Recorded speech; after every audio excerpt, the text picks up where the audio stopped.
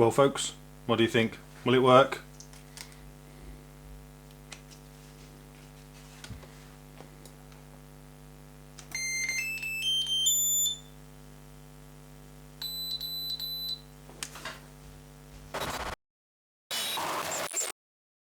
Hey there folks, and welcome back. Apologies there's not been a video out for a few weeks, but I've been super busy at work at the moment and I'm getting home in the evenings and just not got the energy to do it. But anyway, I've got the day off today, so I've set myself up for a bit of a video. So as you saw on the little intro clip there, the ISDT ESC70 is now working. It's now working great with a fully charged 3S battery. So let's just go back a little bit. The last video came out a few weeks ago. We went through the ISD ESC70, went through kind of a bit of an initial setup from when I first got it, but also went through some of the problems I'd had with it. So I'd had quite a lot of problems initially with the firmware and getting it to take updates and all of that kind of stuff. That's all in the previous video, which I will put a card to up here. So you can have a look. Since that video, ISDT reached out in the comment section of that video actually and said that they'd released a new piece of firmware, and that new piece of firmware fixes the problem with the battery with the ESC not working with a fully charged 3S battery. So they originally told me through their support channels that this was a hardware fault and refunded me the purchase price. So I ordered another one. It's now arrived, hence why we're doing this video today. Since that video, they put out the new firmware version. That's 1.0.0.13, and I've installed that, and it has worked perfectly ever since. So I'm fairly confident at this point that they fixed it. I did wait a little while, so I've been trying it every day religiously, 2 or 3 times a day, and every single time it started up. So I'm pretty confident at this point that whatever that problem was, whatever that bug was, it's fixed. Or at least for me anyway. Now I ordered this one this time through ISDT on Amazon.com, so the US Amazon site. So it's taken a couple of weeks to arrive. The total cost, including the shipping, was just over £30. But it's still pretty good money. You know, £30 delivered is still pretty good money. I think an a Hobbywing 1080 in the UK at the moment is around about £40–45 usually. And depending on where you get that from, you might pay up to £5 worth of delivery costs anyway in the UK. So that's pretty good money still. But what I thought I would do with this one, right from the start, we'll take it out of the box, from box fresh, still sealed, with all the plastic, plug it in, first of all, with a fully charged 3S LiPo, see if it works, get the updates onto it, and then I'm going to install it into my G-Speed belly dragger build, and we'll see if it's any good. Well, I already know it's good. There's no point in me saying we'll see if it's any good on this video.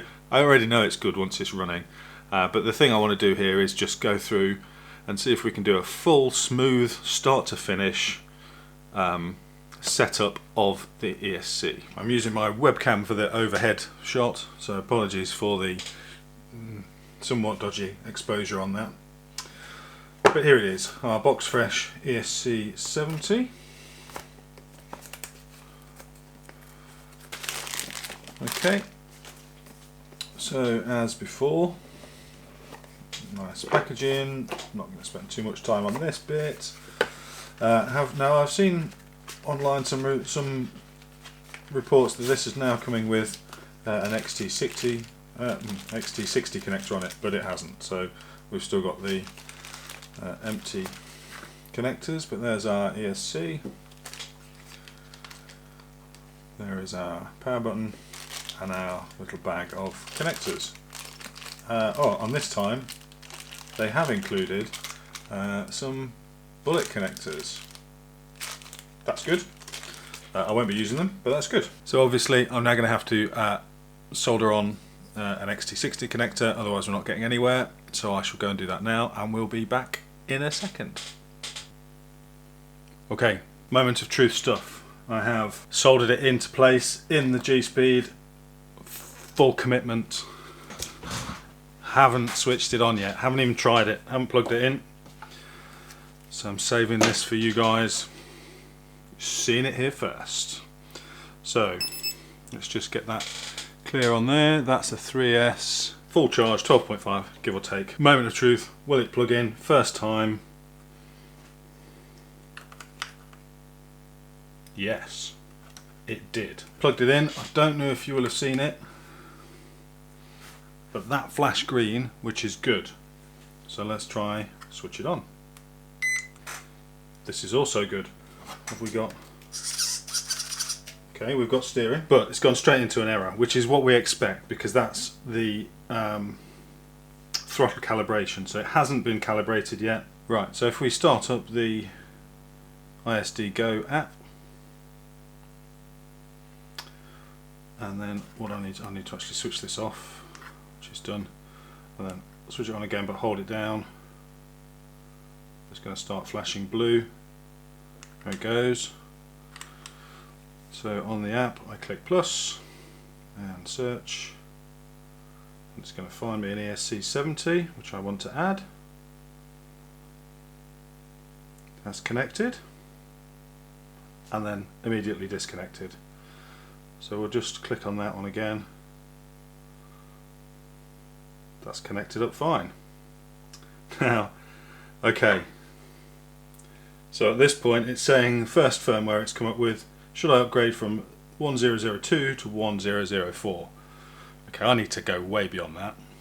But we're going to start by doing that.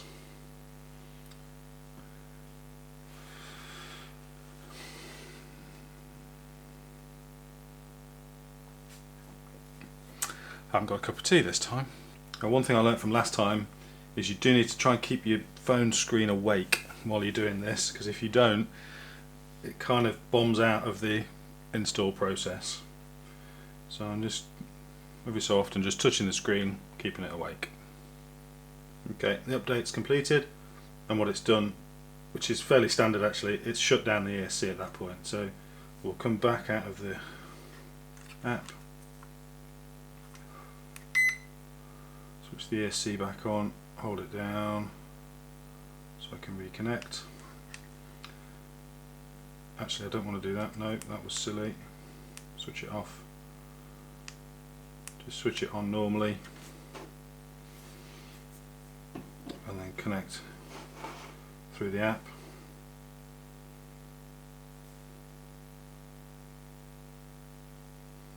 There we go, so that's connected up. Okay. So currently it's saying receiver out of range, throttle calibration is not done. It's a little bit unusual. I was kind of expecting it at this point to ask me to update again, but it hasn't. Anyway, let's go and see. So remote calibration, let's do that first of all.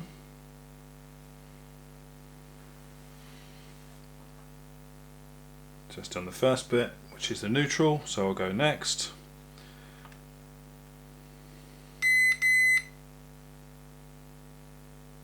Okay, calibration successful. Next, so full reverse, usual stuff.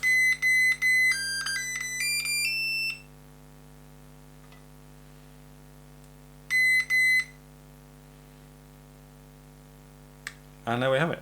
So we have calibrated OK, which is a good start. So let's do the usual settings change. So this is now a very quick overview of how I've set mine up on the Gatekeeper and how I plan to set it up on the G-Speed. So the first thing we'll do is set it to rock crawler. Sent those through OK. So battery type LiPo, I'm going to change it to 3S. I'm going to change the cutoff voltage to, I noticed they've added an auto option there. So 10.5, I like 10.5, 3.5 volts a cell, sounds about good to me. And I want my back voltage on this one to be 6.8, because that's as high as my servo will take. Motor rotation forward, thank you very much. Have I got forward movement? No, oh, because I'm still connected. So let's come out of there. I should be able to go forward. Yeah.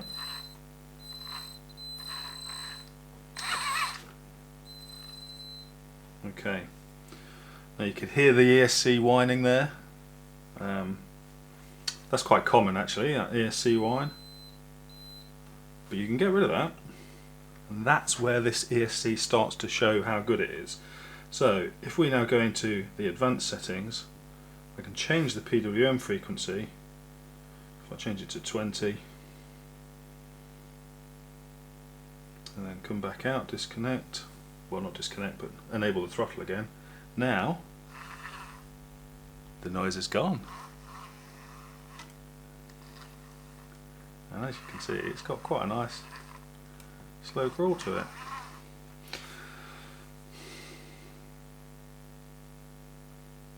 So now we've got that sorted out, let's just make a couple of other changes. Braking force, I kind of want somewhere in the middle, so I'm going to go with 5. This is not a heavy rig at all actually, but we'll see how we get on with that. Starting force I'm going to leave at 3, and again active drag brake I'm going to leave disabled. I haven't started to mess about with that yet on the Gatekeeper, so I'm not going to mess about with it here for now. A lot of people, one or two of the other reviews I've seen of this have had some concerns about the motor fluttering and jittering and all that kind of thing. I think that's related to this active drag brake, which is why you're not seeing that issue on my videos at the minute, because I'm not getting into that yet. But we will at some point. So we're going to keep those disabled. I am going to rename it. I know I kind of laughed at this last time, but obviously I've got 2 of them now, so they need to have different names in the app. So we'll call this one G-Speed. Okay. As you can see, all of these parameters, they're going in fine. So throttle curve, this, I love this. So what I want to do here is set myself a bit of a throttle curve that says, okay, smooth out that startup and smooth out that reverse. And we finish it with this nice S curve. I actually don't quite want full speed reverse either. I'm going to move that down to about 75%-ish. And then I've got a nicely set up throttle curve. That's gone in okay. And I'm going to put a brake curve in as well so that it doesn't slam all the brake on right from the start, and that kind of just ramps that up a little bit.